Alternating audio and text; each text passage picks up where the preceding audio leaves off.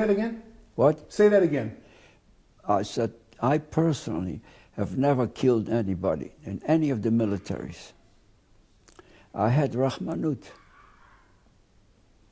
Couldn't do it. I saw other people doing it, but not me.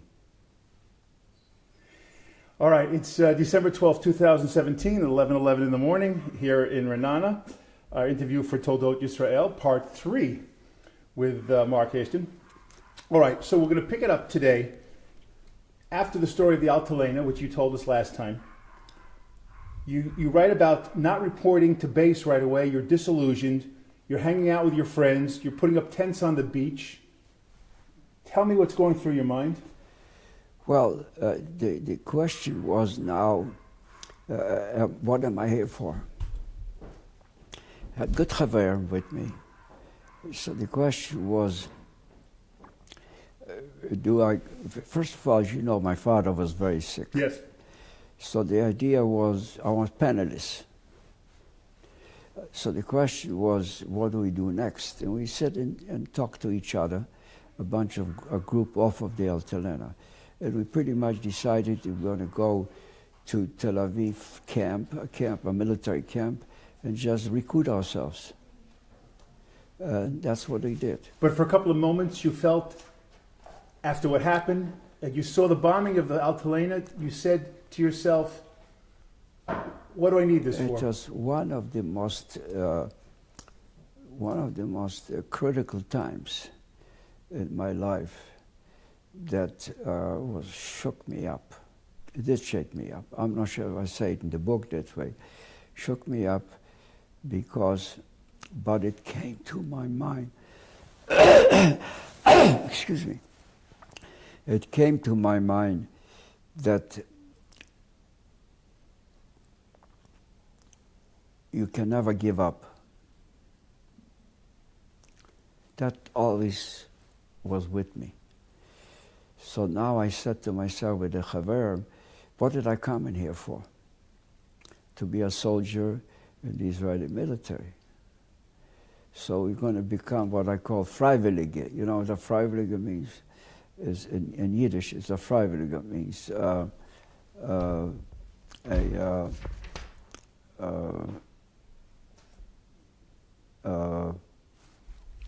it's in Hebrew. It's called, I'll think of the name, I'll let you know the name. Is volunteer. What's a volunteer in Hebrew? Mitnadev. What? Mitnadev. Mitnadev Chutzlaris. Right. That's what it was. Right, the machal. That's right. So, machal, that's it. So I said, this is my life, I'm a soldier, so we're going to go. And that's what happened.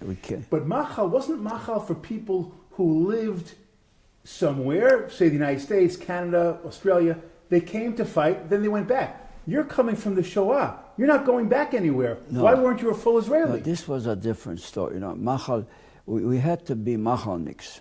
Because? All of us, because of the politics. The Mapai politics. Yeah, yeah. So to be able to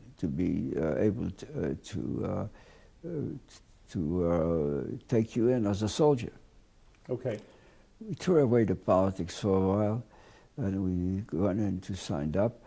But I don't know if I would find today that little, what they call dog tag. Yes. What I made from a piece of aluminum. They gave you the hammer and the aluminum and the sizzle to make the letters, the numbers. So you know my number. 94721. I'll never forget that number. Yes. So this is how we got started. But the other thing is that, maybe I say it in the book, they immediately put us in the front lines. Yes, well, that's what I'm going to write my next note. Yeah. In the Alexandroni Brigade, off of, with Kfar Yona, you were stationed in Kfar Yona. Right around the corner from here. Yes. What was this Alexandroni Brigade? What was this? Who was this? How many guys? You mean, there's a big brigade. I think 3,000 men and women.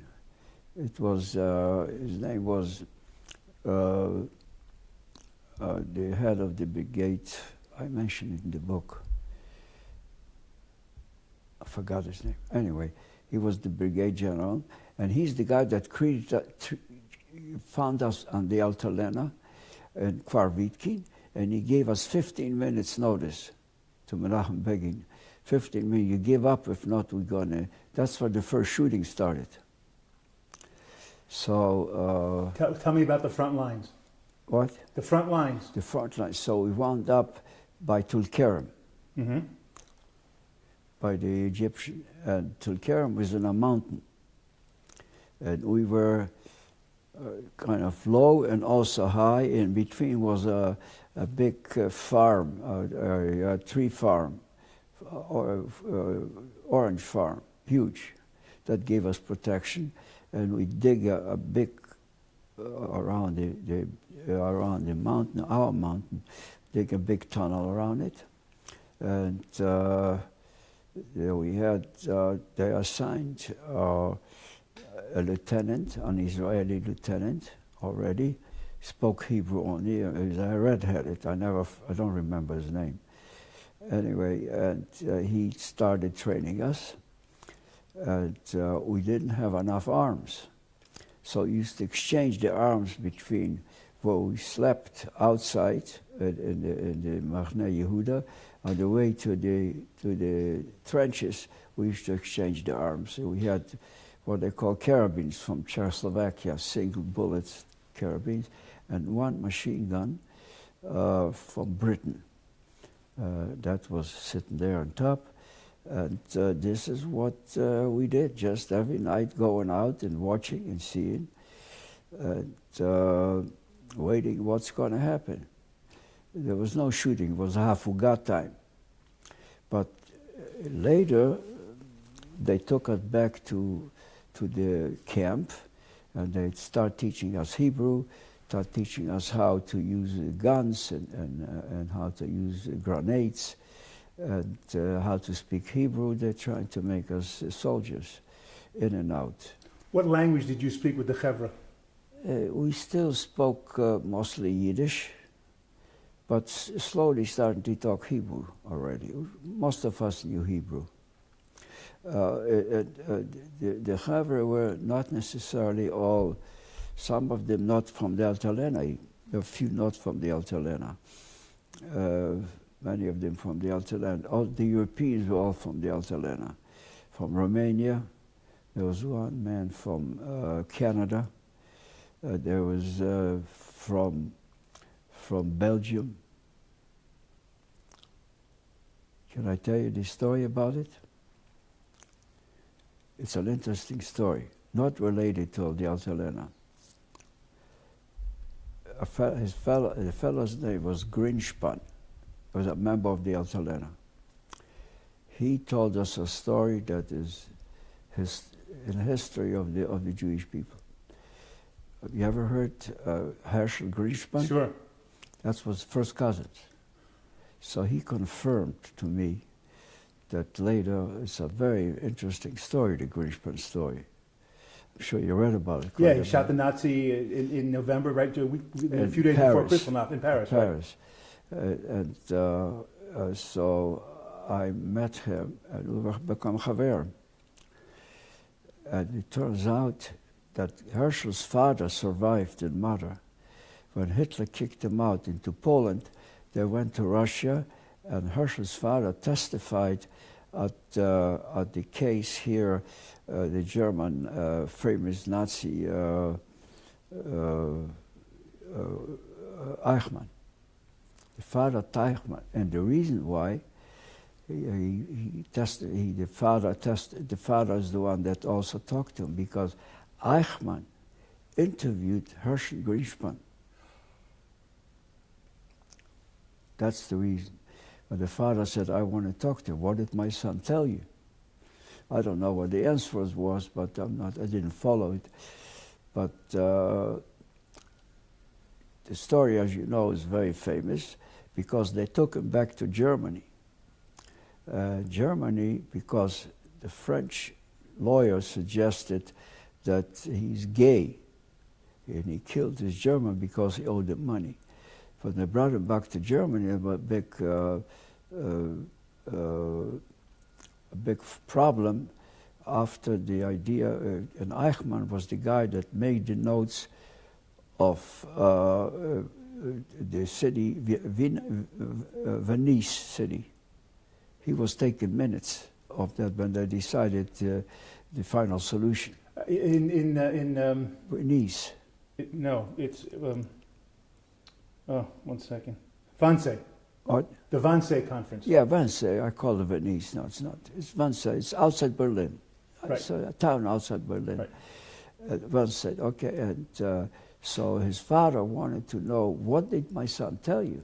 And the problem was that the Germans, did not accept gay people. Yes.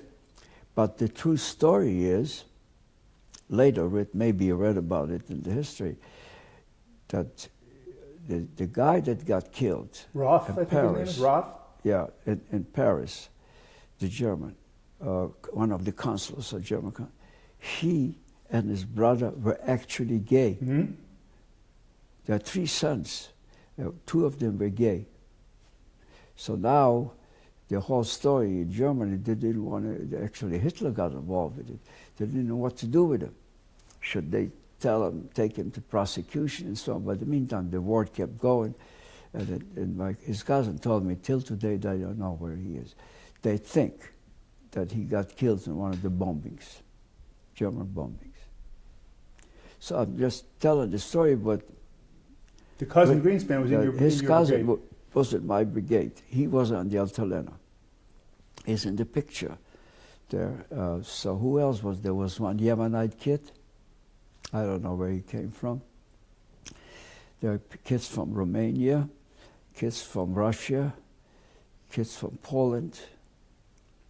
The whole platoon is mostly, but you know, the funniest part is that we accommodated each other very fast, start talking Hebrew, and we start wearing the Israeli caps, you know, what do you call them? Kovatembles became Israelis. What are you guys discussing about the war, and what are you going to do after the war, and what's going to happen? Are you afraid you're going to get killed? I don't remember having fear. I don't remember any of us having fear, because when they asked to go bring a Lashon, 8 of us went. You know the story of the Lashon. And we were not afraid to go. We'll get to that story in a minute. Yeah, yes. But I'm just saying, yes. I don't think we had fear. You never had fear? No, I don't think none of us had fear. And you're thinking about your future? You'll see, I know you said. Yes, well, we mostly connected with families. We wanted to know who the families are. And in my case, I found out that my father's brother immigrated from Germany via Switzerland to Palestine. So I went to meet him the first time in his family. And so I don't think we thought about any fear. During the training, you write about the fact that you had a problem with your right eye, so you were shooting out of your left eye. Tell me the story. Well, I had malaria in Russia, and that was always coming up to me in August, the middle of August, September, till later years. It stopped recently in the last 20, 30 years. But in the younger years, every time came August, September, I got this a little bit of fever, and my eyes were kind of, yeah. So I got fever. They put me in a hospital in Machne Yehuda. And that was at a time when they killed the ambassador from the United Nations. Folk Bernadette. Bernadette. And when I get fever, I talk. I don't know what I say, but I talk. And next to me in my bed was the chief, one of the assistant chief police of Tel Aviv. Why he was there, I'm not sure. But he heard me talk, and I mentioned Bernadotte, something. I don't speak normal, but just I must have read in the papers what happened, so I kept talking about it. So he reported me to the police of Tel Aviv, and they came, what do you know about Bernadotte? Because they didn't know that the Lehi did it. And he said, you are Netzelnik, what do you know? So they interviewed me. I kind of pushed him off. I said, come on. Chaval ledaber. I remember what Chaval ledaber. I was with you in the same bed, the same thing.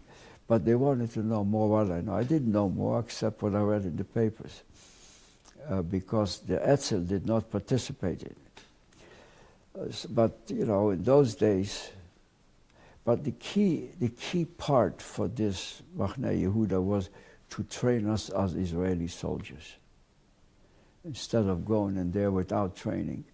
And it took a few months. And we really learned how to dress like soldiers, ate like soldiers, slept like soldiers. What did that mean? What did that mean? Instead of just coming off the ship and being, Israeli soldiers. We had to have, we had to have, they marched. We marched like the British. I marched like the Polish, they marched like the British. They made us look like an army. And you're telling your friends, let me tell you what it was like in the Polish army, completely different. Yeah. Right? Yeah, very different. Yeah. Go ahead, what's your question? You felt Israeli? Did this make you feel right away. I changed, dramatically. I changed dramatically because in the Polish army, I was in a platoon brigade, and here I was just a soldier in the front lines. It's different, very different. Did you feel, not upset, but you've lowered your status? There you were a big macher. Here you're just another... That's right, just another soldier in the Israeli military. That's it.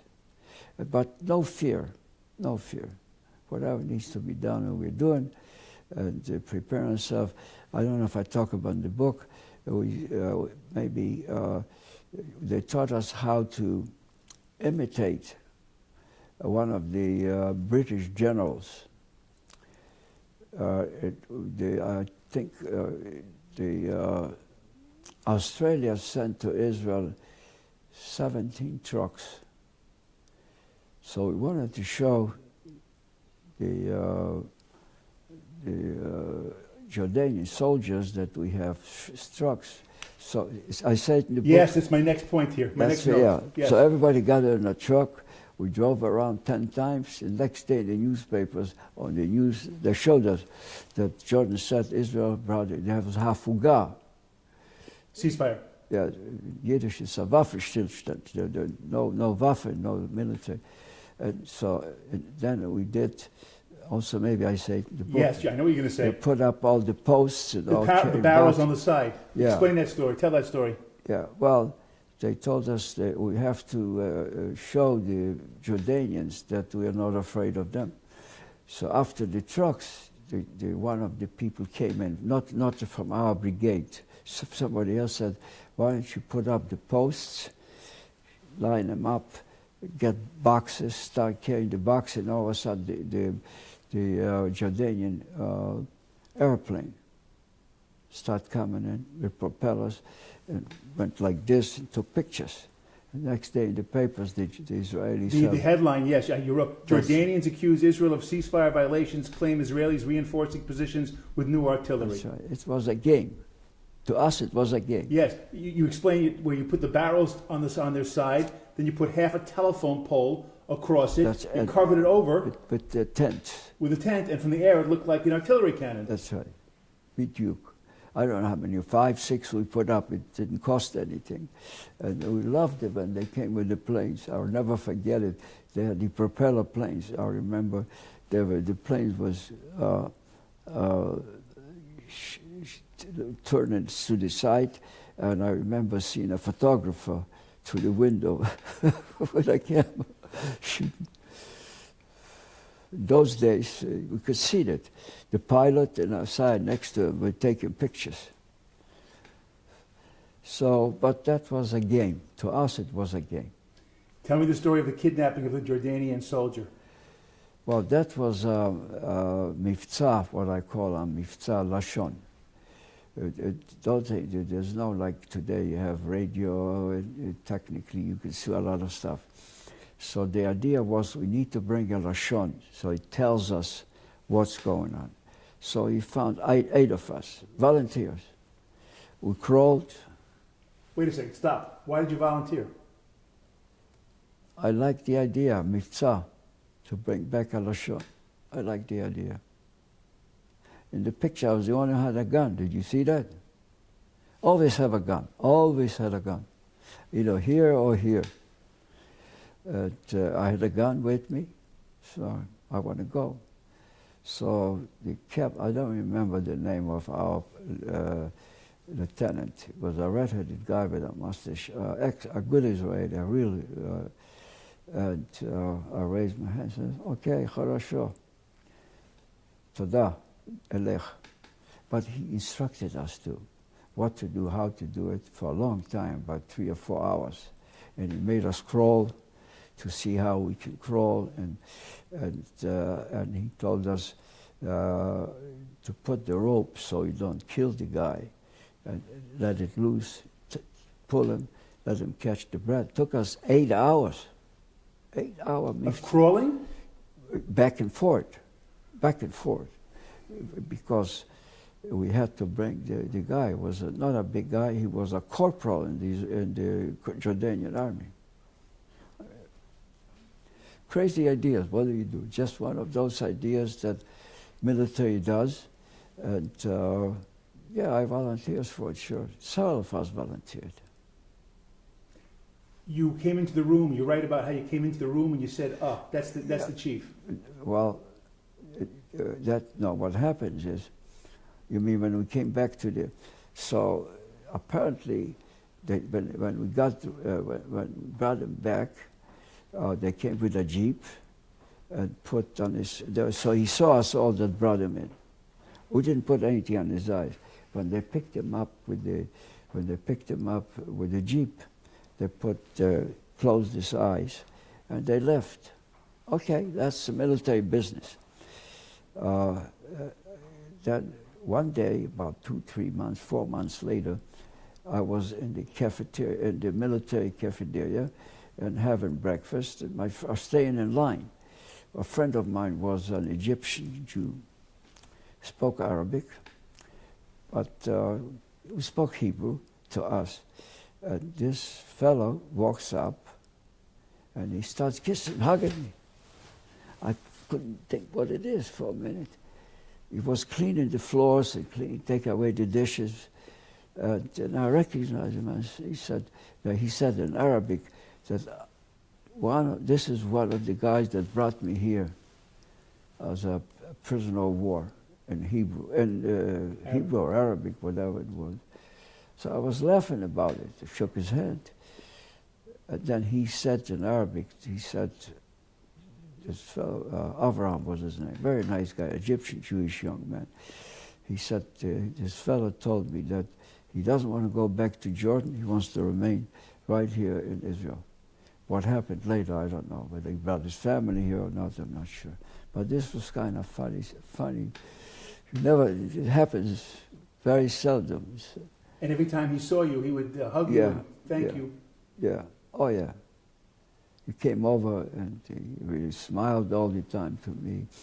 When we met him the first day, he didn't have a mustache, but he was here, had a black mustache. Quite a nice kid, nice guy.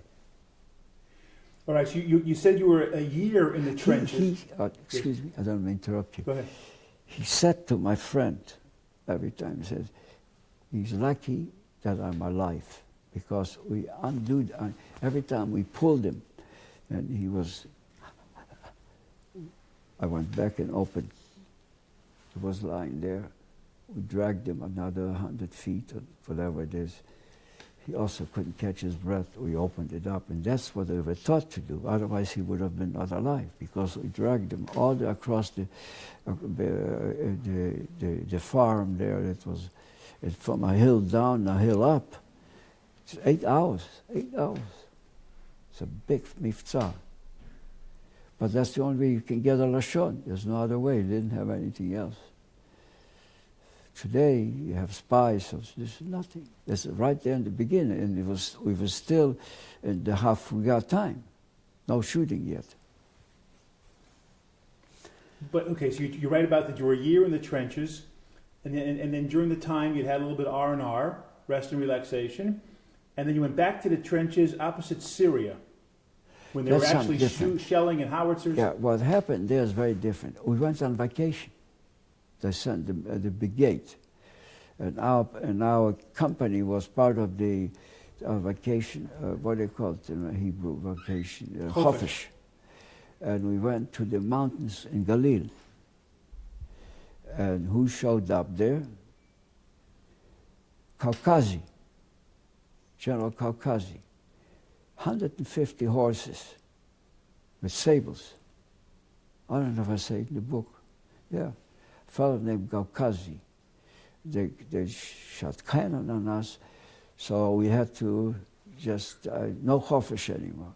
Had to spread ourselves out in the trenches. And we waited. There was some cannon coming in, and Kaukazi ran away with his horses. He was a general, I guess, yeah. And they came with sabers and horses from Syria, across the Golan. But they finally realized that we are not Mappelkinder, and he left very fast with his. We started some shooting, but I don't remember anybody got knocked off, and they ran away with their horses. It's cavalry. Very famous, Kaukazi. That ended our chofish. And then we were so good that when we came back to the camp in Machne Yehuda, they took us south. And at that time, there was a big fight in the south between the Egyptians and the Israeli army. So not the whole brigade, but the company of 90 kids. We went there, and they went first to, not Beersheba, but Rehovot. We got trained there. They told us what it is, and that's where Nasser had the Kis Fallujah. There's another Arabic town next to it. Not Fallujah, there's another town there. You said you were trained in Rehovot. What more training did you need? No, they told us what we were going to do. We were going to watch the Fallujah so the Arabs don't run out. There was some shootings there during the day, but the chief guy was Captain Nasser. Captain, yeah, he was a captain. And that was an experience, very big experience, because we didn't sleep at night. We had to watch it. And they knew we were there, but they did. We fed him. We gave him food. To whom? To the Arab soldiers. No. They were surrounded. So we brought over boxes of food, I remember, shoved it over to them. Well, you can't kill 3,000 people. In Kis Fallujah, there's a very famous, you know what Kis stands for, surrounded. And there were 3,000, and the Israelis already had, we found out a little later, the Israelis already had 6 prisoners of war in Egypt. And they were the 6 kids that they were captured by the Egyptians in Zdobakir, because Zdobakir was all mines, and they were mine kids. Surprisingly enough, one of those kids was a Hasten, a third cousin of mine. Your cousin Jad. Yeah. But his mother used to say they didn't know much what happened to this kid. They thought maybe they got, because of the mines, maybe they got hurt and so on, but somehow in the end they found out they're all alive, and we exchanged the 3,000 soldiers with Nasser. I'd give him a knock myself by the who held down to the bus. Yeah. You gave a knock to Nasser? A knock, yeah, all of us. We pushed them all into the trucks to take him away, back to Egypt. At that time, I didn't know much. I didn't know. He was just a captain. He was not a president or anything like it. Just one of the soldiers. He was glad, and he stood there by the side of the bus to see his guys going up and down, and I pushed him in there. Steam, all steam. But that's where I got wounded. Yes, you in fighting there, you got wounded with shrapnel? Yeah. Tell me how that happened. Here. There's one in here. You see the hole in here? Yep. Right here. And one in here. And one in here. I think this was not from a shrapnel. This was from a rock that hit a shrapnel. Shrapnel hit a rock that fell on my hands like this. And here is a shrapnel just flew in somehow or other. I was lying there with my feet separated. And this piece went across in here. But every soldier in those days had his own first aid kit. First aid kit. Okay, so still bleeding, and they helped me put this on. The next day in the morning, we were marching back to the camp, and this nurse, opened it up. He says, "Очень хорошо, very good. Toda."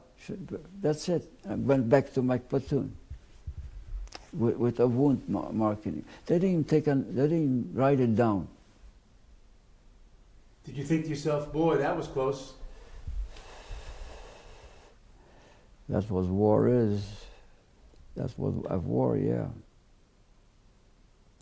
You write in the book at this time, you write about the spirit of the men fighting, and it's where you understood Ein Brera. Yeah, it's a very famous word. Tell me. You see, the majority of the kids in Israel that you saw men on the street, a young man, was a soldier. The issue was no more, 800,000? So everybody was a soldier. Not even. Everybody was a soldier. You wear the kippah, and you wear the shorts, you were a soldier. Different areas, different places. So there was respect for each other, tremendous respect. And by the way, after that, we wound up in a camp, also for additional training. It's Srifin. That used to be a camp. And they gave us new clothes there. We were able to go to Tel Aviv by truck, and they gave me a motorcycle. I drove a motorcycle. You felt like you were back in the town when you had your uncle's motorbike? I don't know. Probably. Yeah. But lucky I threw it away. Twice I had a motorcycle. But the Germans also, the Polish army had a motorcycle with a side to it. Huh. And I got stuck in the dirt, and I said, throw it away. I didn't want to get involved with it. It was very dangerous. But in Israel here, in Srifin, I rode a motorcycle. What's the name of those motorcycles? Famous motorcycles. A heavy one. And the funniest part happened is, all of a sudden, there's a group of soldiers marching. The Tzva Haganah, and I was driving on this side. All of a sudden, I smelled something, and I looked down, and there was a little bit of fire coming out from one of the pipes. And I got horribly scared because I was afraid I'll run into the soldiers. So I pushed over, and I turned the bike away, and I took over whatever I had, a cover on me, and I covered it up and knocked it out. The fire went away. And I said, bicycles, no more motorcycles. That's the end of motorcycles. That's it. Okay, you write about the mid-1949, you visit Jerusalem. Srifin is still in existence, here when you go to Tel Aviv, between Tel Aviv and Jerusalem. But it's now, I don't know what it is now, a storage place. No, it's still a camp. Those days there were barracks there also for additional training. I'm sorry, go ahead. No, you talked about you Oh, visited. right, they gave us new clothes. I'll never forget Yes. it. What kind of clothes? Military clothes, nice shirts. What were you wearing before? Well, this was something new. We went out of the trenches. Ah. This is before the trenches. The trenches were all schmutzy. Yeah. By the way, what did you eat during the time you're fighting in the trenches? Before the trenches, we were hungry. Before we went into the military, we were kind of, people brought us out some food, and we were in a tent inside. On the beach. Yeah, in the area there, Tel Aviv. People used to bring us food. There were some people that knew who we are, and later when we got there in the military, there was food there already. But What kind of food in the military? What was the army serving?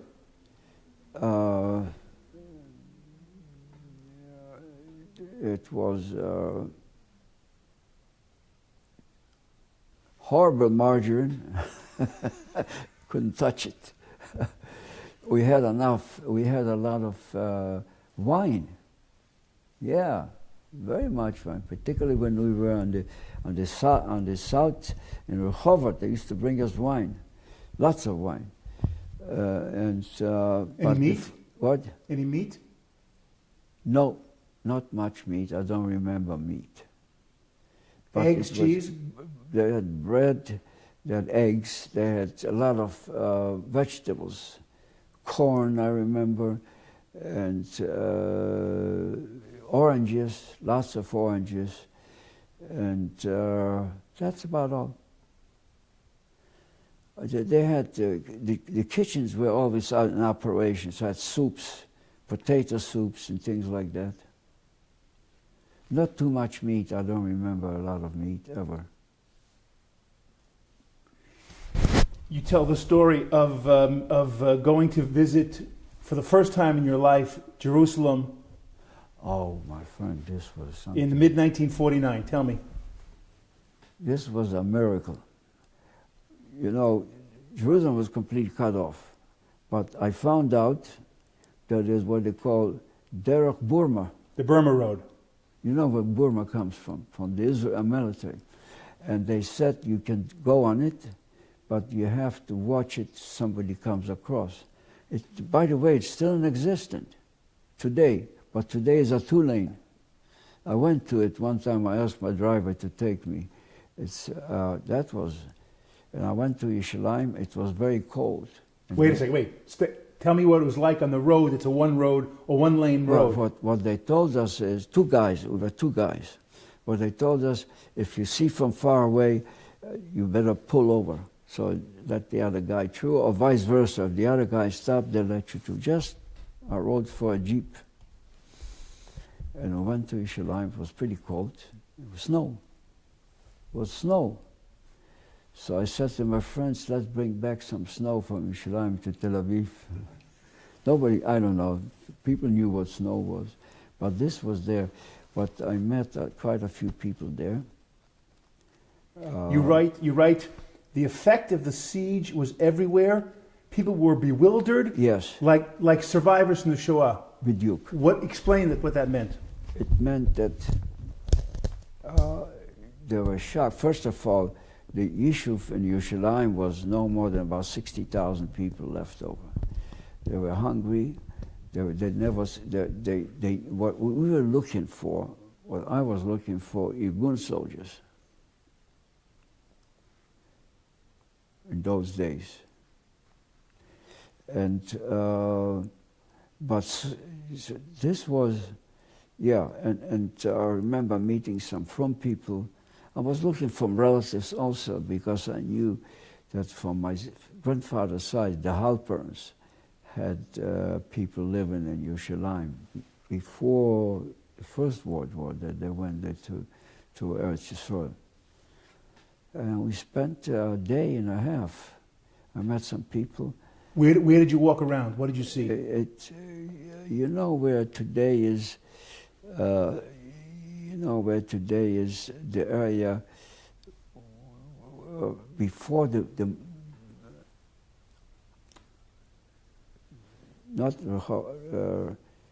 there's the main street that leads you out to the old city. What's the name of that street? Yafo. Jaffa Road. That's where we hung out, in that area. Let me read a passage from the book. Yeah. Despite the privations and the stark squalor surrounding me, I was nevertheless overcome with emotion. Yes. Since early childhood, we had spoken about Jerusalem every day. It was our shining beacon of hope of a better world ahead. I was walking the same narrow streets as the heroes of my youth, King David and King Solomon, had trod. I experienced a deep sense of pride and fulfillment as I touched the ancient, rough-hewn stones shining golden in the fading sunlight, and they in turn touched me. You know what? I'm going to start crying right now. It's powerful. I feel very emotional about it. Very emotional. It's a true story. It's a very emotional story. Yerushalayim. Sorry. No need to apologize. Sorry. When you say you talked about it at home every day, you're there in Yerushalayim, you're thinking of your family, your parents, Yeah. what they wouldn't do to be with you there. Yeah. That's it. I get very emotional about Yerushalayim. Every time I go there. My son-in-law, Judy's husband, and a couple of his friends go every Rosh Chodesh to Yerushalayim. I go with them. Take your talis and tefillin and have minyan. It's, you know, the funniest part, it's not funny, it's,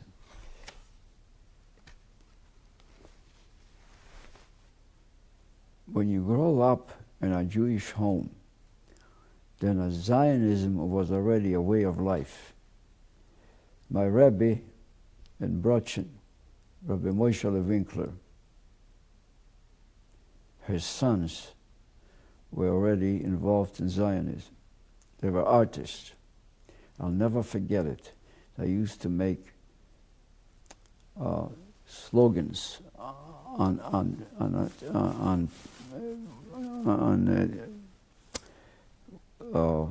to put it up, hang it up, and I went to them when I was a kid, 8, 9, 10 years old, asking to give me a brush so I can make a shein and a yud.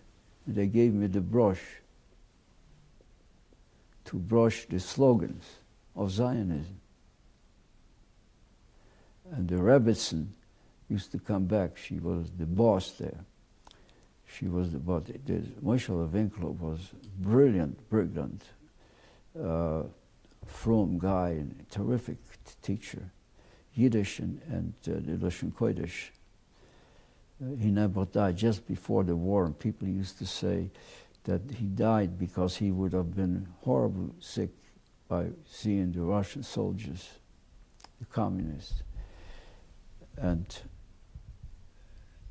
so this invoked in me, indirectly, without knowing, it invoked me, in particular after I came back. I'll never forget that. After I came back from visiting with my father in 1935, I think. I don't remember exactly. Listening to Zev Jabotinsky. Yes, 1935, you said, yes. That was a tremendous roshem on me. I was just a kid.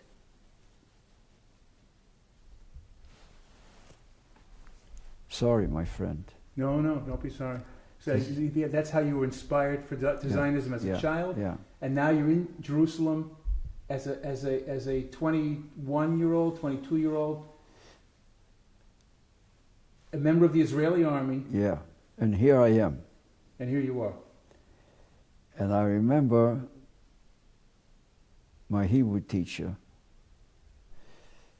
trying to teach us Ivrit b'Ivrit several times. Spell out Yerushalayim. How do you spell Yerushalayim in Ivrit? I'll never forget it. It comes to my mind. So I can tell you. Did you look out towards the old city? Did I look out? Did you look towards the old city at the King David Hotel? Yeah, we were close there. We were close. First of all, I knew Yerushalayim because from the Machteret, from the underground.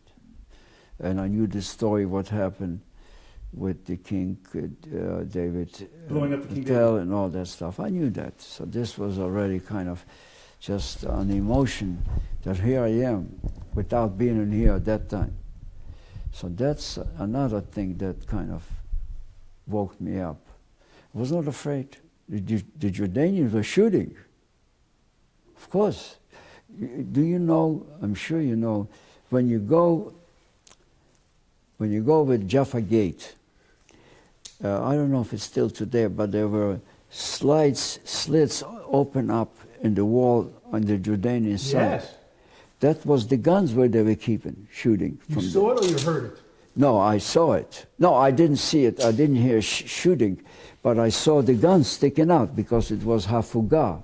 There was no shooting. Yeah, you could see the guns there sticking out where it's cut. I don't know if it's still there or not. Yes, those go back from when the wall was built. Still 500 there? years ago, of course. There we go. I don't remember, but yeah, my wife is coming in now. So, you want to open the door for? Thank you. No, that's okay. Push it down. How are you? Okay, thank you. I'm sorry to disturb. Not at all. You couldn't get too close. I mean, No. There was a border no, there. From far away. Yes. You didn't get too far. Where I remember seeing the windmill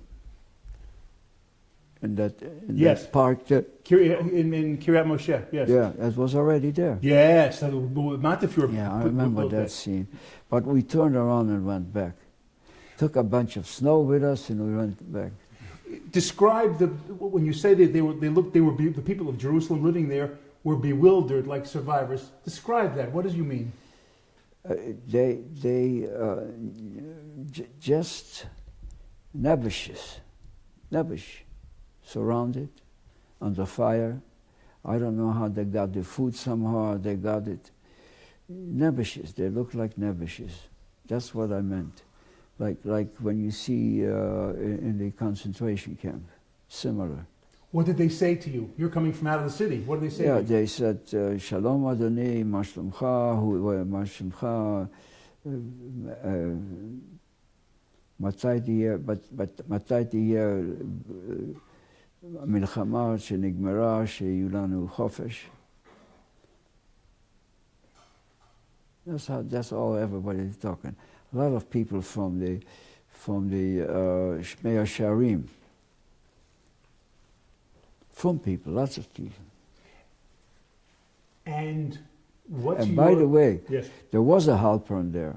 And he had a store later by the Kotel. And I didn't keep up with him. My mother kept up with him because they were first cousins. She found him and he had a store, but he died somewhere in between. And he had only one daughter and we lost contact. Go ahead, I'm sorry. No. So you're seeing the city and you're seeing the people Nebuch and your sense to yourself, you're saying, this is Jerusalem. What's in the camera of your mind? What are you taking a picture of? From what I recall, it was a nebbish to me, very nebbish kind. And when I came back, I was more encouraged to say, we've got to be liberating it. We've got to do it. But I didn't have the courage to do it. I was just thinking about it. Sure enough, you know who did it? Menachem Begin told Ben-Gurion, you better go do it. Now. Didn't take long to do it. We didn't go, our brigade didn't go. But it took a long time. When did they liberate Yerushalayim? In who was the prime minister? The 6 Day War. Yes, yes. Yeah, the prime minister was Levi Eshkol. maybe Eshkol. He was a very close friend with Menachem. And Menachem put, in fact, they did go to talk to Ben Gurion, but he was already ausgewerbt. Yeah. But yeah, they didn't mince words. Lucky they did it. Look, today, that's where we are. By the way, Agav, what did you think last week when President Trump recognized Jerusalem? I'll tell you what, before he said it, even before he came to say it, we don't have a direct relation with him, but we have a very close friend that even stayed with Judy. That was the number one aide to Vice President Pence. Sure, next door to us. Oh, yes, I know. Tom Rose. Tom Rose. I know because Tom Rose was the publisher of the Jerusalem Post Yeah. 15 years ago. Yeah. And I He's our worked next for door neighbor. next door neighbor. Yeah, now, it comes to my daughter, not Judy, but Monica, and we have what we call a Shabbos house next to my door. That whole area we developed, my brother and I, so we had, she has a house, Michael has a house there, and it's a big... I've been to his house. Yeah? We're still friends. With whom? With Tom Mike? Rose. With who? Tom Rose. Yeah, but were you in his new house? I don't, it was I'll tell you when it was. It was 2010, the summer of 2010, 7 years ago. If you were at his house, you must have been next to my daughter's house and my house. Literally, next door. He'll be here next week with Pence. Yeah, he's very close with Pence. Yes. And he already, in fact, he wrote this speech that wrote for Pence and for Trump too. So what was your question? Yeah, about? what you felt. thought of it when you heard Trump recognize Jerusalem? So yeah, we knew it coming. We knew it coming. My brother and I knew it coming. My brother and Pence are very close, also very, very close. I stay away from politics in my old age, but my brother is very, very close with him. And my brother is here in town, in Jerusalem. So... I don't know him, but I know his son Josh. Josh, yeah. Josh I know. They had a bat mitzvah last week. I didn't go. We didn't go. It was too late at night in here. But we might be here tomorrow, my brother. We have a Hanukkah get-together, hopefully. But no, this, to me, you asked me a question, I was thinking about that. And a lot of people say it also, but I thought it to myself, it's like starting Israel, announce the state of Israel. A thought of all. To me, Yerushalayim, when they said there's going to be a city, one city, and when I talk to people, I say, I'm here in Yerushalayim, a non-divided city, undivided, the capital state of the Jewish people. No, it's, to me, it's, I keep telling my wife all the time, I said, she thinks I get too emotional about it, but that's the truth. I keep telling about it that, and you probably feel the same way, that to me, the whole state of Israel, and now in the last 70 years, is not only a nes min hashamayim. I consider myself and my family and every Jew very lucky that we are living in a time when 2,000 years before, nothing was here. Nothing, we just longed for it. We talked about it. We kneeled for it. We aleinu l'shabeach, you know, all that stuff that goes with it. But to me, it is miraculous. No question. That we live in a time that we are the ones that witnessed it. It couldn't be more than that for, and I speak about it publicly too. And you more than most, because you really have witnessed the entire 70 years and what preceded it. Precisely. And I talk about it. I always start with a question, when, I'm not sure I talk about it in the book, when did anti-Semitism started? Jesus. when they said we killed Jesus? It's a little different. I don't want to dispute you. When the Rabbeinu Shalom said, these are my people. Yes. We went to all other people and he said, I have the Aseret HaDibrot. Oh, this is not for us. What did the Jews say? Nasa v'nishma. That's why anti-Semitism started. That's my first, always when I start speaking to a crowd of people, Jewish and non-Jewish. Yes, people yes. start thinking about it, you know. Yes. Yes, yes. So this is where it's all put together. And we had a person by the name of King David, we had a person like King Solomon, and we can prove it. And we had kings, and their Wohlgelernter set, the set of, one of the set was Kitavo or Kiseitse, something like that, where it says, Jews should have kings also, but don't make them rich. You know why? Because they buy too many horses and go back to Mitzrayim. It says there in the Torah. I'll ask you one last political question, then we'll get back to the war. One last political question. Do you think there will ever be peace between the Israelis and Palestinians? 100%. Why? Because, look, the best, in fact, I said it this morning. I read in the paper, Judy brought the Jerusalem Post. The reason why it's going to be is because they have no other solution. There's no other solution. And the Jewish people do want to make peace with them. Yes, but they don't want to make peace with us. They don't want to recognize But now us. they don't have Brera anymore. As long as Trump is They're president. already talking about, some of their own people talking about, we want to live in Jerusalem. We like Jerusalem. We want to be under the Jewish auspices. The Arabs themselves.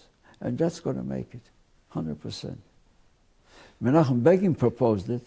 Yes. You know, it was an old story. He said, go ahead, start out. That time there was no big yeshivs in the West Bank. Very little. 10,000 people lived there at that time. We used to go to Yerushalayim when every time I come in here to have dinner in some of the best restaurants in Yerushalayim. And they treated us terrific. Some of the kosher, yeah, the other side in the old city, sure. I went many, many times. So you're saying... I went to Bethlehem also. I had my friend, was a banker here. We used to go to Bethlehem to eat hamburgers. Kosher, 100%. I'm sorry, go ahead. No. You said that it's definitely going to happen in your lifetime? My lifetime could happen soon. Could happen soon. Once, what could happen, and maybe, first of all, I think Bibi Netanyahu is a very smart guy. When the first thing he went to the Europeans says, hey, calm down, relax. You have to accept Yerushalayim also. That's what he said. So I think that once other countries will start bringing all the embassies to Jerusalem, they finally realize, because within their own people, they're old-timers, and they know they're losing. They'll say, okay, let's decide how we're going to do it. They have to change, dramatically change. It's not that simple. But I think it's going to happen. I hope in my lifetime. I hope. Well, it's going to change. Your lifetime for sure. I hinted in Swansea, we should see it. Okay. You think so too? It's moving along. Certainly it's moving along now. It's hard to see them recognizing and accepting a Jewish country in the Middle East. It goes against the basis of Islam to say the Jews can have a state here. I don't see them getting over that point. You know something. And we're talking about a Palestinian state. Are we talking, what kind of, like Bibi said, is it going to be like Costa Rica, or is it going to be like Libya? You know, what kind of, if it's a democratic country, that's one thing. But we have to take in consideration that because times have changed dramatically in terms of Yes. they're poor, Yes. and they see how other countries live, how the Yes. Israelis live. That's one item. So the younger generation is going to be more receptive than Abbas and his group of people. יכול להיות. Okay. That's the way I see it. Okay. They see the Israelis. They can become a small Switzerland if they would just listen to the Israelis, and they know it. Even those Arabs that live in the north in here, majority of them, I have some people I know very well, builders. Although they were not Muslims, they were Christians, but they see themselves as part of Israel with their families and so on. I met them in the United States and in here too many years ago. They see themselves that it will become eventually a peaceful country. Okay, that's all. Halavai. Okay, let's get back to the war. You were discharged in 1950. What month?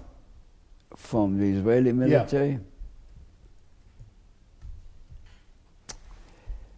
It's on my paper. I would say, because I went by ship to Venice, We're not up to that the yet. middle of the year.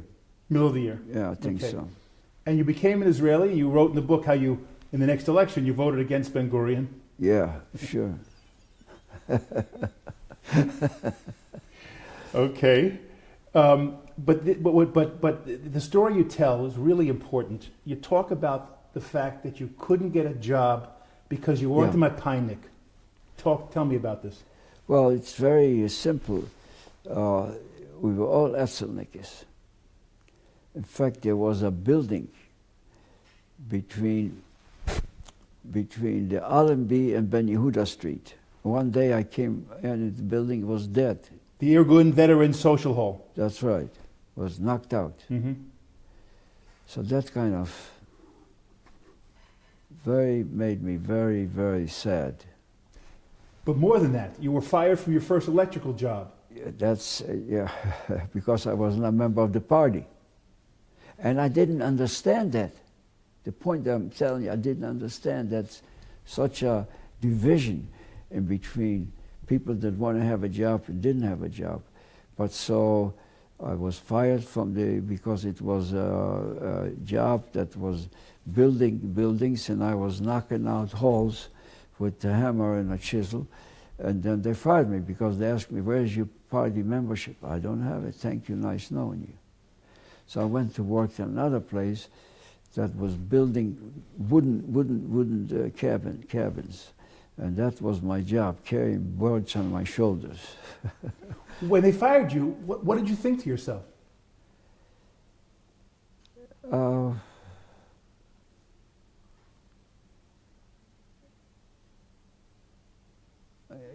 You see, I was very preoccupied. My father was very sick, and I got information that he was getting sicker and sicker with his. So this was kind of preoccupied to get back. But you must have been extremely pissed off to say, I just fought in the war, I put my life on the line, I'm in the trenches, and you're firing me because I don't have a card that... I didn't think that way, not at all. I said, it's part of life. I just accepted it. I was reading the book that written by, it was already in English also, by Yaakov Meridor. He wrote a book about his life. I have it. Yeah, you have the book. I forgot the name of it. It's a poetic title. Yeah, something. But it was in Hebrew, and I had it in English. I have it in English, yeah. Yeah, and I was sitting there one time in one of the restaurants and reading it. Somebody came over, sitting by myself by a window, came over, "What do you read about it?" So I was reading about Yaakov Meridor. We became very close friends later. He came to us, visit with us many times, and his wife, Zipporah. And so,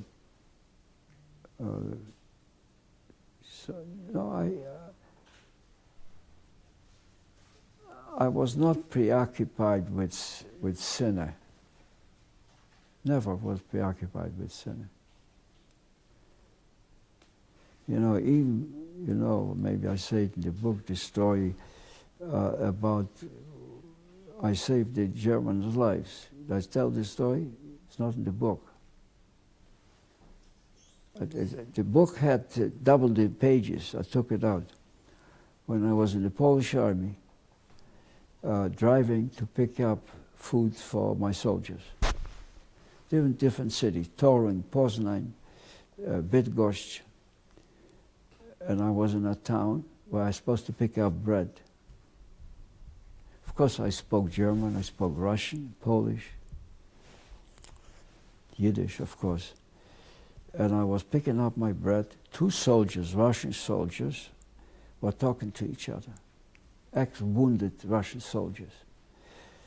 And they talked to each other and they said, we have this dozen of German prisoners of war. I heard them say, why do we have to schlep the bread? Let's just knock them off. I don't think I talk, it's a true story. I talk the story quite often because I ask people, did I did it right? So I went from the Russians and went to the Germans. They looked like halushesdik, beaten up. One guy had shoes that were one this way and one that way, bandaged up, sitting like this, and he waiting for a loaf of bread. So I went to one of them and I said in German, wie ist der Offizier? So one guy said, ich bin ein Offizier. And I said, wissen Sie, was die russische Mächte in Ihnen machen? Warum? Was los? Translate. Do you know what the Russians want to do with you? Nein, wir wissen nicht. Sie möchten Ihnen zu... They woke up, warum? And I went back to the Russians and I said, did you say you're going to kill them? And they said, yes. I said, почему? Because they want to... Почему? Why? Why, I'm asking. I said, these are soldiers. They are already prisoners of war in Russia. Well, we want to go home because the Russian soldiers used to take the prisoners of war that were going home. They were wounded Russian soldiers. I said, don't do it. Не надо сделать. Не надо сделать. What's that mean? Means you can't do it. And they looked at me like they started laughing. I think they didn't do it. So when I speak about it, I asked the crowd, I said, did I do it right or not? Everybody said you did right. I said, today I feel, did I do it right? Because these were people that killed my people. Everybody says you did it right. But I don't feel guilty about it, that I didn't, that I stopped it. It's a very famous, I thought maybe, it was in the book originally, but it was taken out. Maybe it's a true story. I believe you, of course. No, it's not in the book, I don't think so. But I saved a dozen German Yamachshemoiniks, beaten up. I looked at them and I said to myself, look who look how they look like. I'll never forget the picture. And when I said the russische möchten ihn gemacht, the guy said, warum? They went like this. I'll never forget. They start crying. And the Russians start laughing. I said, не надо сделать. You're not supposed to do it. They took the bread. They must have gone across, but they didn't do it. I know they didn't do it because they were loading up, taken somewhere to a prison camp somewhere in Poland already. This was already in Poland. I saved Russian soldiers. German soldiers. Mm-hmm. I don't feel bad about it. No. But when I speak about it, many times, people say to me, you did all right. You're not supposed to do that. Remember, I was a kid, a 19-year-old kid, a military guy, with guns and ammunition and who knows what. I want to get back. Okay. Yeah, go ahead. When you couldn't keep a job because you didn't have a Mapai card or Histajut card. I didn't understand too much about it, but later I did find out to myself. I said, this sounds to me like Soviet Russia, because I remember Soviet Russia. And you talked about you had no money, you had nothing. You slept on the beach. From time to time, yeah. If I get a 50, what was it in those times? 50 grosh? Yeah, Israeli money was that time. Pruta. Funta, yeah. Pruta. I went to a hotel down the street, not too far. But I want to know about when you didn't have the 50 pruta. When you had to sleep on the beach, you had nothing. How did you eat?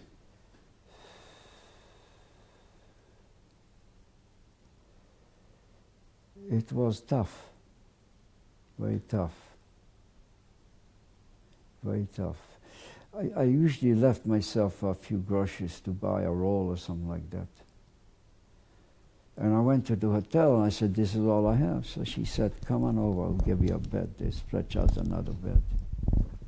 That was not for a long time, about 6 weeks total time.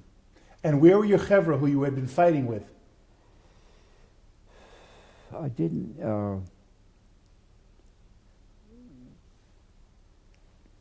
have too much. By the way, something else. I had an uncle of mine, and many times I used to sleep in his house. Not in his house, but his son's house, my first cousin, Carl.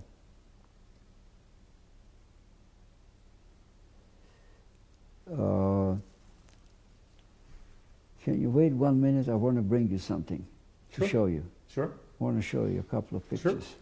I'm going to go upstairs. Okay. I plan to bring it up. Okay. Oh, but I have this in my... It's okay. You can walk with it. You can walk I'll with be it. back in 2 minutes. Sure. I'm going to take the elevator. Okay.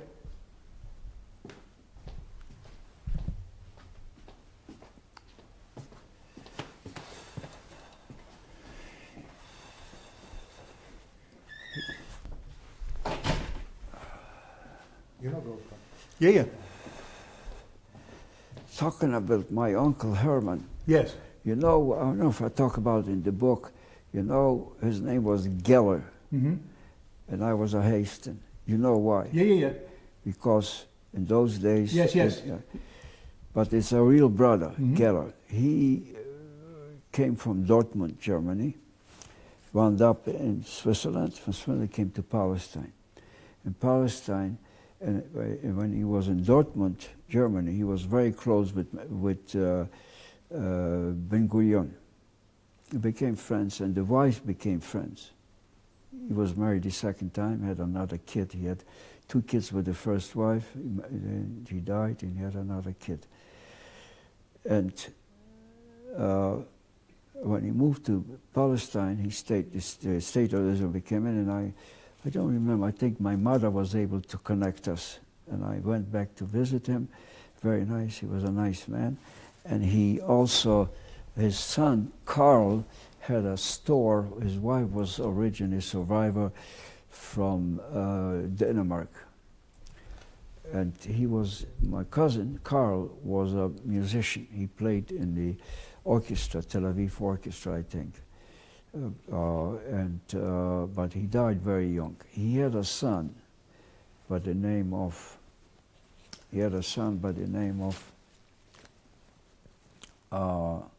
Aaron. Was a young kid, very young kid. And Aaron went to school. He became a doctor here in Israel. Then he went back to the United States, to Chicago, went to school to became an engineer. After he finished engineering, he went back to school again to Northwestern University, became a doctor, a specialist. And he became one of the most famous doctors in the United States, what they call it, where they put you to sleep. Anesthesiologist. Anesthesiologist. Very famous. That's his picture.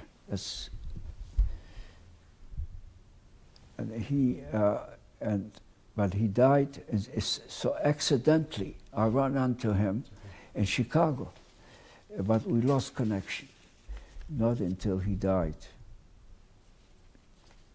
And very famous, very famous. What made you think of him now? Because I found the picture. Ah. Yeah, but also the main reason, that's one thing, but I was talking about my uncle. That's Yes, right. yes. And I remember the kid when he was a kid. Right, right. Brilliant man. My son-in-law is also an anesthesiologist, and he remembers him all over the country, very famous. But this is what I wanted to show you.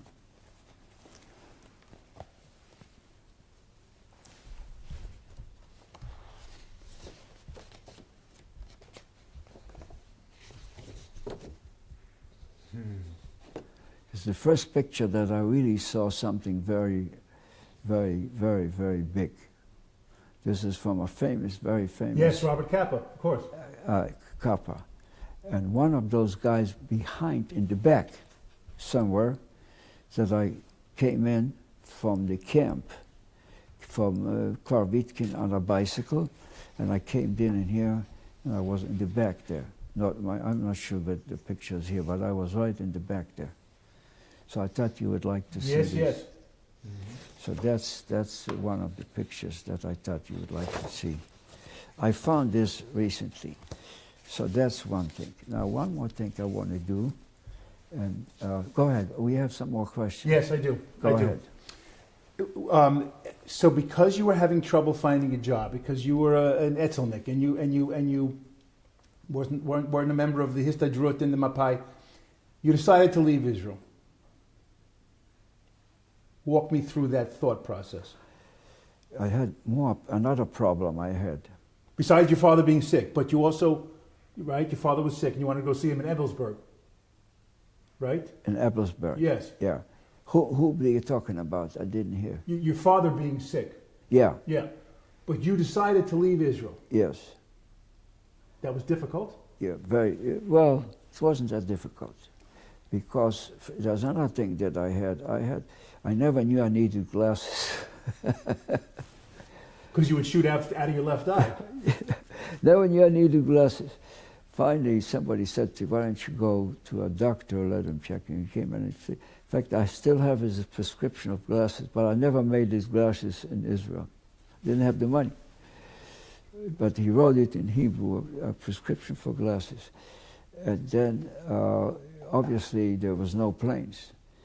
And they did give me, so it was not a deserter. Actually, they gave me a discharge. Discharge as a mitnadef chutzlaret. That's what I done. You said that you had to give back your Israeli passport. In the book, you said you had to give back your Israeli passport. Why? I lost it. Oh. I lost the Israeli passport. I didn't give it back to them. Ah. The only thing I had is the Israeli document that says you are mitnadef chutzlaret. I lost the passport. I don't know how. Somebody must have stolen it or something like that. But you were an Israeli. Yeah. And you're still an Israeli. Yeah. Since then. By the way, when Judy went to become a register, they said, "Where's your father?" My father. Well, what's his name? They found my record. Wow. Wow. Yeah, they found my record. She said, "Where is he now? He lives in the United States, but there he is. He was a registered Israeli citizen." Mm-hmm. They found the record. Judy told me that. But you know, the funniest part is, when I came back to the camp where my parents were, in Ebelsberg. You went from Haifa to Venice to Vienna? Yeah, to Vienna and then back to Linz, and then back to Ebelsberg. But what's interesting, that the first, I was what you call a disoriented soldier. What do they call these guys that get out of the military? PTSD. That's right. I couldn't sleep at night, so I stayed up at night. And a lot of people used to say, how is Israel? What do they do there? How they eat? How they drink? How they sleep? A lot of people that were planning going on they wouldn't let me go.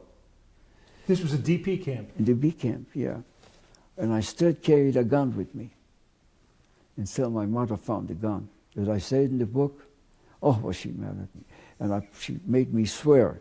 And I never touched a gun since then. Never. Ever.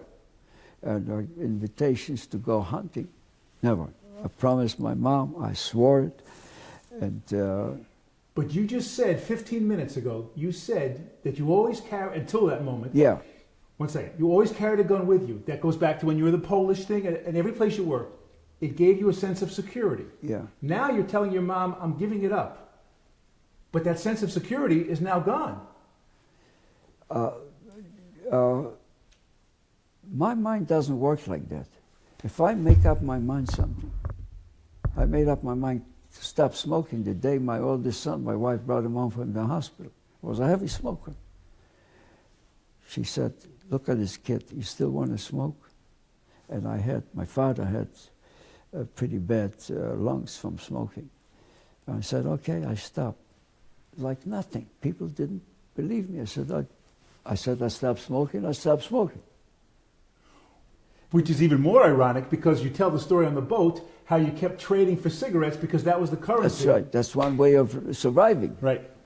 But after I stopped smoking, Eddie is now 62, 63. He's in Israel now, in Yerushalayim with his grandchildren, his children. And I stopped smoking. She said to me, actually I had an appendectomy operation. So she said, you're already hurting. You can't smoke because you cough and it hurts you. Just stop smoking. Just stop smoking. Just like that. So if I make up my mind, Gamarnu, finished. That answers your question, I hope. Yes. You talk about not just the PTSD, but you specifically talk about feeling like a failure in Ebelsburg, 23 years old. Yeah. Well, because I longed for Israel. I did long for it. And in my mind I was thinking, when am I going back? And what happened in the camp, my parents, my mother kept saying, wir dürfen ankläufen von dannen also. Now we have to run away from here. Ankläufen means not moving, ankläufen. She was very, very tough lady, I know.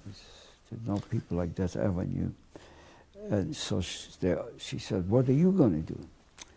She says, die Geist nicht kann jetzt Israel mehr. You're not going to Israel anymore. I said, what do? She says, register. We're going to go to America. We're going to go, and remember, dein Tate ist nicht gesinnt. You have to help me, she said. And my brother was 5 years younger than I was. You got to go to America. We got to go to Australia, and we got to go to Canada, one of the three. But when we went to register, they wouldn't register me together with my parents because I was already, my brother was young enough to do it, and I was already 21 and older. So I had to register myself. That must have been hard because you know that they're going as a unit and you're not part of that unit. That's right. That's very right. But that's funny thing. I considered Canada part of America. That's my mind. Was Canada, America was North American continent. That's what I said. To me, it didn't matter. So I said, whoever calls me first, I'll go. So they called them first, a few months earlier. And I said, you go, and I'll figure it out. And I wound up in Canada. You took the SS Nelly. Yeah. To it's Halifax. There. By the way, the ship is still there. I found out somebody, they have somebody from Canada lives here, the mother of Dr. Lowenberg. I don't know Dr. Lowenberg. He's a big physician here. He's a surgeon, arm surgeon, very famous doctor. They're from Halifax. And his mother is here. She came to visit my wife here. They met. And she said, Halifax is a big city, about 500,000 people live in it now. In those days, it was just a little dorf, a little village. And she said, a lot of those ships that brought refugees across the ocean are still there as monuments. And because I read about it, I said there's a big monument to find. I wanted to find out the route, the name, and so on. So that you just go there and you see it in the museum. She told me here a few days ago. She was here with my wife.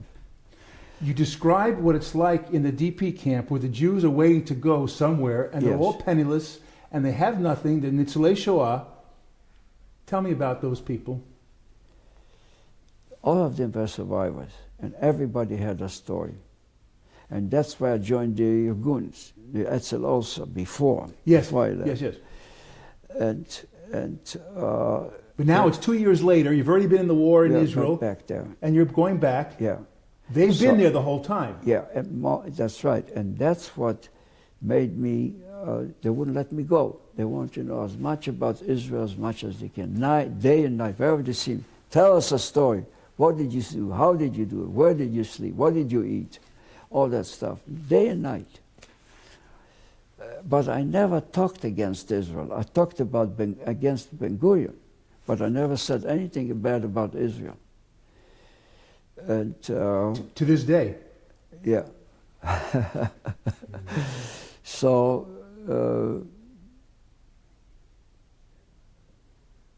I don't think I even talked too much about the ship either. They knew what happened. A lot of people knew what happened. My father was involved quite a bit see, there was two important camps, Theresienstadt and Mauthausen. And so in Mauthausen, there was no crematoria, but there were dead bodies. And my father was involved about collecting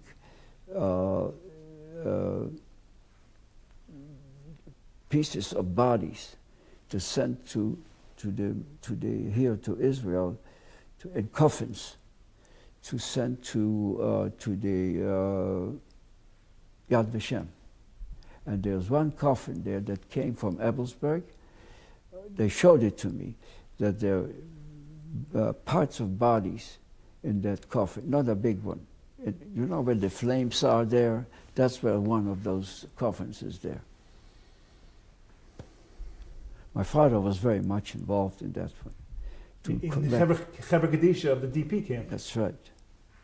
So there are a lot of things involved. Camp one time, the camp also had a separate section. It was on the American occupation, where they were training DP people to become police people for themselves. In one case, there was a group of Ukrainians, maybe 30, marching. And one of the women recognized one of those Ukrainians. And she started yelling and crying, "This guy was killing my family." They grabbed him, they brought him into the office. Within 6 hours, he was dead. There was no Rahmanut. No Rahmanut. By the time the American police came and so on, it was too late. I don't know what they did with him. Dead. She recognized while he was marching in the Ukrainian group that trained him to be.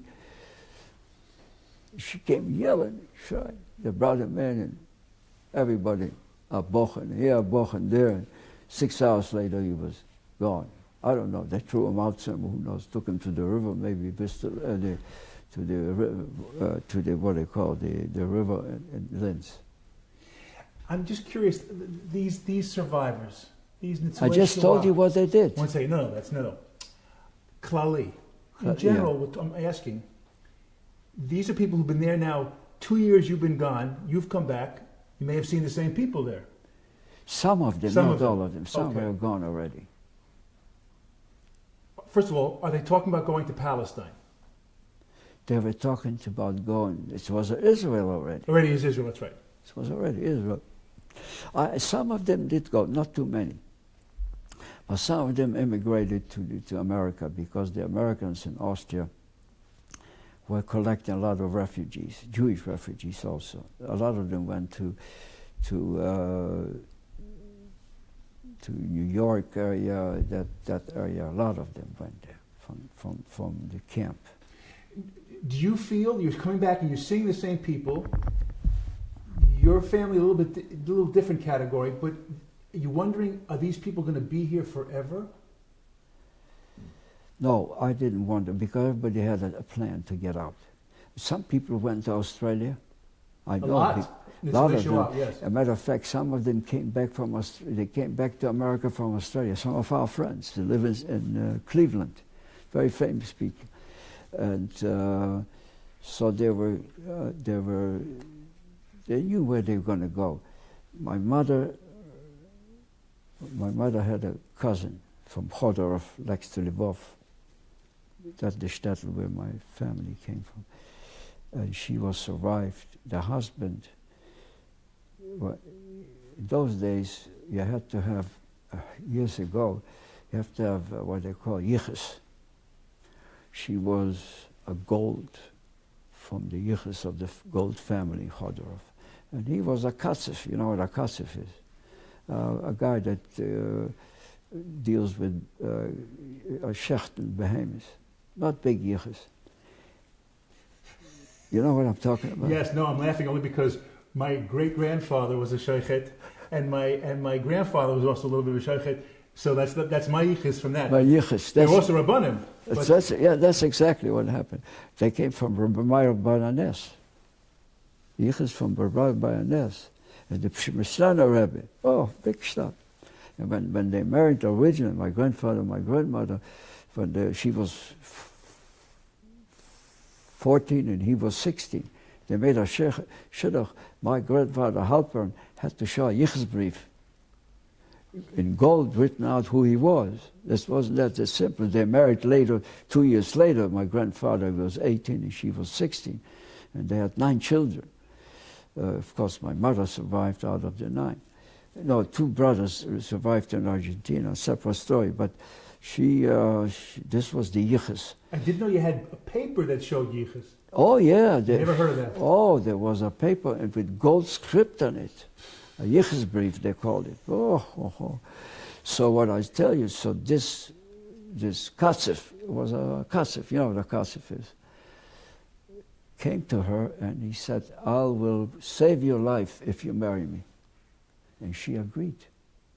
Because it was not yichus, she was a yichus, a gold, big deal. And it's a first cousin to my mother, first cousin. The mothers were sisters. My grandmother was a sister of a gold, very famous. And so she married the guy, and never they had a baby and they had to knock it off. Because? Because they were hiding and the baby was crying. So she wound up in Ebelsberg, and she was so afraid of my mother. She was completely confused, my mother's cousin. And they left for Argentina, and my mother never had connection with her. Can you imagine? This is what I was asking, actually. She was confused as a survivor, meaning she didn't know what world she was in anymore. Yeah. But there were a lot of people like that, no? Yes, quite a few. But what happened in many of the cases, they found either uncles or aunts or sisters or brothers or cousins mostly. So when they put groups together, it was a little different. It was more family-like rather than single. It was an amazing, you know, when I remember the people in Majdanek, an amazing type of confrontation with people. A confrontation between survivors. When I looked at them, I'll never forget it. The way they looked, particularly the Jewish people, survived the Majdanek camp. You thought to yourself, how were they able to do it? But they did it. But then you looked in Majdanek on the big, horrible suitcases and clothing and shoes and glasses and all kind of stuff. He said, all these people are gone and there's still 2 of them here. I didn't understand what a Nesa min hashamayim meant, but later I figured it out. And I figured it out the first time in 1944, where a young rabbi survived, and he put together Simchas Torah with a Torah. And I went as a soldier there. And I recognized another soldier whose son lives here in Israel, wrote a book about it. And the reason why I remember, because his name was Munji. My name was Munji, also Mundik. I'll never forget it. He came to see me here in this house. What was his last name? Levy. But he didn't believe, the son didn't believe that the father made it to Israel, that his father would go to dance with the Torah on Simchas Torah in Praga, which was on the other side of Warsaw. He said, this is not my father. I said, okay, it's not your father, but I remember he called me back, he came back, he said, you're right, because my family had properties in the city of Praga. Told me right here, I was sitting here. He came back, I said, I'm sorry, I know your father. I recognize him. They called him Mundek, like me, that's my name, in Polish. But he was not, he was in the partisans, but I was in the Army of Krajowa, and I was the Army Ludowa, and he was Army of Krajowa, which is 2 different Polish, one from Britain and one from the Soviets. But he later cooperated with the Soviets also. He moved over to the Polish side because liberated on the Russian side. So that part diminished. I recognized him in the uniform. So I told him, I said, your father was dancing with the Torah. I saw it. He said, it's not true. My father couldn't do it. He was here in Israel. He never told us about it. He never believed in it. He came back in Praga. He came back later, called me up. He said, I have his book in here somewhere. I don't remember the name of the book. It's a partisan book. These survivors, were they feeling guilty that they survived and the rest of their families were killed? I don't think so. I don't remember knowing that. Maybe later, yes, in the years later, but not when there was another group of 4 girls from Slovenia. No hair out of Maidan, not out of Auschwitz. The last transport. 4 sisters.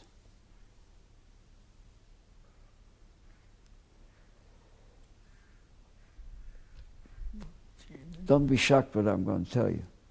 I always looked like girls. I was a soldier, look at girls. They had no hair, good-looking girls. I'll never forget it. Guess what? 1 made it to Israel, and 3 made it to the United States. Later years, after they got married. And one of their daughters married my son. Wow. And I recognized him. And I know the father was Katz, Chaim Katz. He just died a couple of years ago. He was a Kohen. And we were close friends in Indianapolis. And 2 or 3 of the sisters lived in Indianapolis, one lived in Israel. None of them are alive anymore. One of the sisters just died about a year ago, but they were not, they were divorced. My son and his wife were divorced. My son never remarried, but she's in Israel now also. She came to visit the grandchildren, so my son treats him. When your son met her, you said, I know her mother and aunt. Of course, they know I knew them. I recognized them. You look at girls, you recognize them. And they were going back to, actually it's now Slovenia. It used to be, I think Romania, something like that. And their father was a close friend of mine, down in our shul. Just died not too long ago, Moshe Katz. So, you know, these things circled around. In your life, certainly. Okay, we'll call a halt to this now. And if we can do one more session. Yeah. Because You want another session? Well, just one more. Okay. Because I want to talk about General Mills. Wow. That's an important thing. Very important. If you invented a machine for Cheerios and Bugles, that's an important thing. You know, when I applied for a job, when I finished Southern West University. By the way, I let them have it. They called me in here because they are BDS people. Huh. The church, the Methodist Church, horrible. I wrote a letter to the president. I said to the president, I'm embarrassed to tell people I'm a graduate of Methodist University. He wrote me back a letter. He says, well, it's not the American church, it's the British church. It's the same thing now. But you know who is advising them? Look it up, you'll find it. Jewish guy by the name of Goldstein became a Christian, and he advises the Methodist people. And they asked him, why do you do that? He said, I didn't like my bar mitzvah. He's from New Jersey, boy. I don't know if he's still alive, but this was. Look it up, you'll find it. I believe it. Goldstein was his name. I believe it. What? In Hebrew, there is a sort of a slogan. It says, "Meharsaich memech yetzeu." Yeah. For your destruction, Yeah. the people who will destruct you, Destroy you will come Yeah, from. but talking about the church, when I started SMU, they have to take a course. I didn't know that this was sponsored by the church. It was a general school. Yes. Kick everybody. And it's a separate story. I'll tell you the story too. Part of it is written there. But so the professor comes in. He said, you know what, we're going to start the first semester of one semester. You take the New Testament. Verstehe nicht. So I said, I'm Jewish. Can we do something from the Old Testament? He looked at me like that. No, we got to do it. I said, it's kind of odd to me to do it. He looked at me, he says, comes back, he said, I'll tell you what I'm going to do. I'm only going to teach one of their Christian religions had these guys that were like prophets, right? What's the sound of their name? Whatever their names are. The original guys? Yeah. Luke and Matthew and... Yeah. One of them was Mark. Mark. So he said to me, I'm going to teach you about Mark. I don't remember what happened at the end. He said, we're going to put up a program on Mark. But anyway, so what I want to say about, so when I graduated, I decided not to go work in any kind of engineering firm that deals in the military. A lot of companies. Yes. And I wanted to go to Minnesota because my parents lived there. Mm-hmm. So I came to Minneapolis, and I eliminated a lot of stuff. But before that, before I even finished the graduation, I already was writing my thesis. Thesis was on air conditioning, but that's a separate story. But your thesis was on air conditioning? Air conditioning, yeah. What about it? I wrote thesis. What was the thesis? To get my degree. What was your chiddush on air conditioners? How do you have a house or a building for air conditioning purposes? What do you design it? And design air conditioning for a building. In fact, I picked the building, the main building in the SMU campus, still today. About 30 years ago, I get a call from SMU. We found your papers that you wrote the thesis on the main building. It's called Dallas Hall, huge building. You wrote the thesis on there. Can we use it? I said, by all means. And they put the electricity in based on that thesis? Yeah, they put air conditioning in it.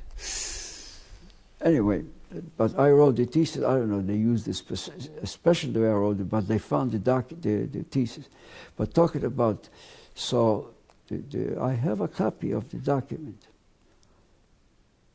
not here, but at home, where the school recommended for me to go in a special engineering firm where Warner Brown was the chief. And I said, do you know who Warner Brown is? Oh yeah, we know who he is. I says, not for me. What do you mean not go? We recommend it. I say, I'm not going. And your reasoning? I'm going to work for Warner Brown. No, not Warner Brown, but your idea about not working in anything, any military. Yeah, that because I didn't want to get, I need to be cleared in all kind of documents that you're, and I'm an immigrant. So I said, I'm an immigrant, you know. I got my citizenship when I was still in school. Yeah, pictures in the book. The picture of it there. So I'm not going to work for Warner Brown. He was, I knew who he was. I told the professor, but he's today American. I said, he had a broken arm. I'm not going. But we tell you it's a good job. No way. So I went to Minneapolis. I applied to 2 companies, General Mills and the company makes thermostats. I'll think of the name while I talk about it.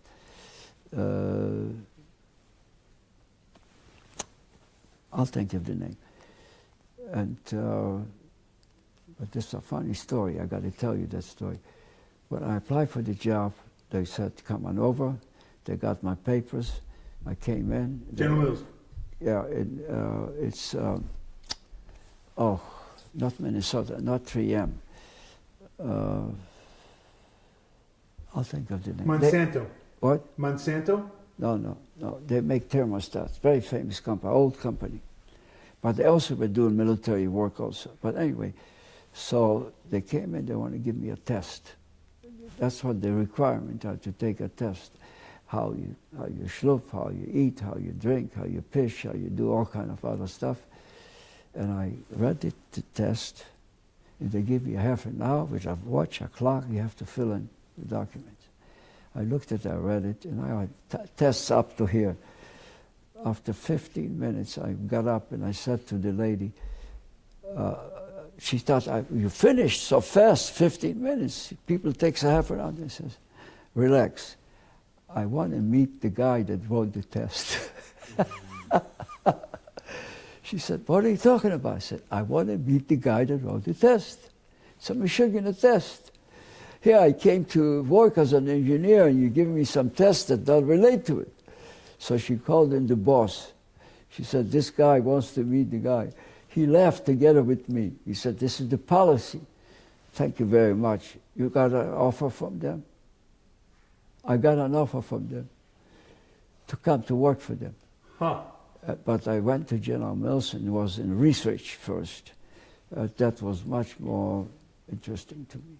We'll talk about that next time. Yeah, we'll talk about it next time. Okay. But can you imagine, I went applying for a job. Yes. I went so many tests, another test. I said, I want to know the guy that wrote the test.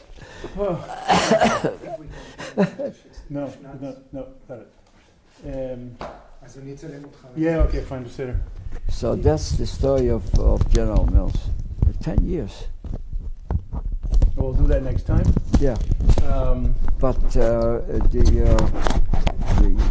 want to tell you a funny story, my funny story. Yeah. About the yichus. yeah, the yichus, yeah. So my great-grandfather, who was buried in Toronto, he was a shochet.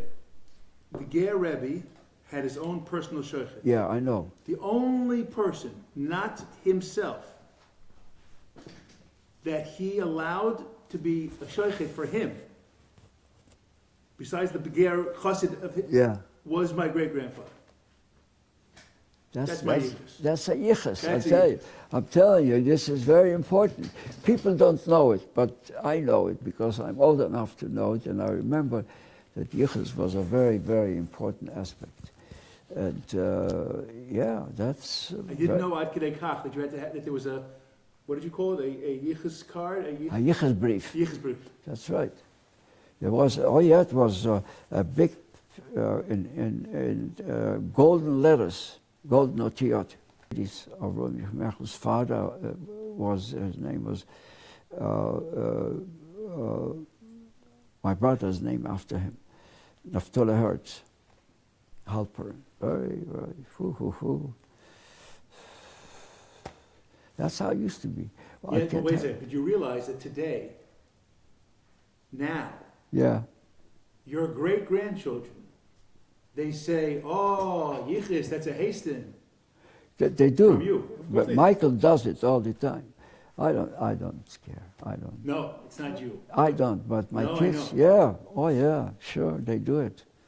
They do it. They want to know more. I don't know that much, but I remember my grandmother died from the Yichus people, from the gold people, died in 36, I think, 35. She had cancer. I remember the Levi and everything as a kid. And it was a big butcher. And he came and he said, I'll save you. And he saved her. But they disappeared. She was off of her rocker. Can you imagine?